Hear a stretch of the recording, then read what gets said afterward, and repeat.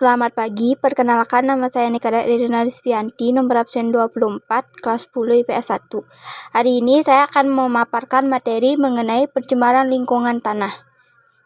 Sebelum itu, mari kita mengenal apa sih itu pencemaran tanah. Pencemaran tanah adalah kondisi ketika tanah kehilangan komponen yang berguna akibat bertumpuknya zat-zat berbahaya yang mengakibatkan turunnya kesuburan tanah. Artinya, tanah yang telah tercemar tidak dapat lagi digunakan sebagai media tanam karena telah kehilangan unsur-unsur penting untuk menutrisi tanaman. Pencemaran ini sendiri umumnya terjadi karena kebocoran limbah cair, bahan kimia, ataupun tumpukan sampah plastik. Baik itu yang berasal dari rumah tangga, pertanian, ataupun sektor industri.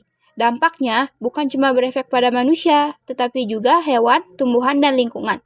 Tanah menjadi tidak subur, produktivitas pertanian menurun, tumbuhan menjadi layu, serta bagi manusia bisa berdampak pada kesehatan. Selanjutnya adalah dampak pencemaran tanah.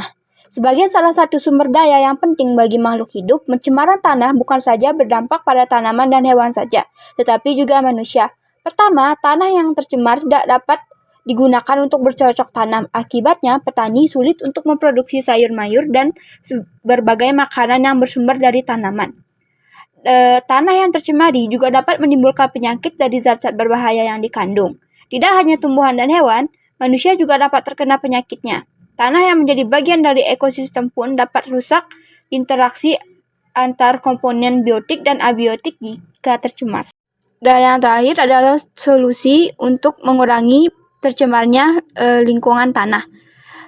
Cara menanggulanginya dapat dilakukan dengan melakukan berbagai hal sederhana seperti kurangi penggunaan pestisida dan pupuk kimia dalam kegiatan pertanian, hindari membeli barang kemasan karena akan menghasilkan sampah dan berakhir di tempat pembuangan akhir TPA. Pastikan Anda tidak buang sampah di tanah, buanglah sampah pada tempatnya dengan benar. Berkebun organik dan makan makanan organik yang ditanam tanpa menggunakan pestisida, dan buat tempat pembuangan sampah yang jauh dari daerah perumahan. Sekian materi yang dapat saya paparkan. Terima kasih.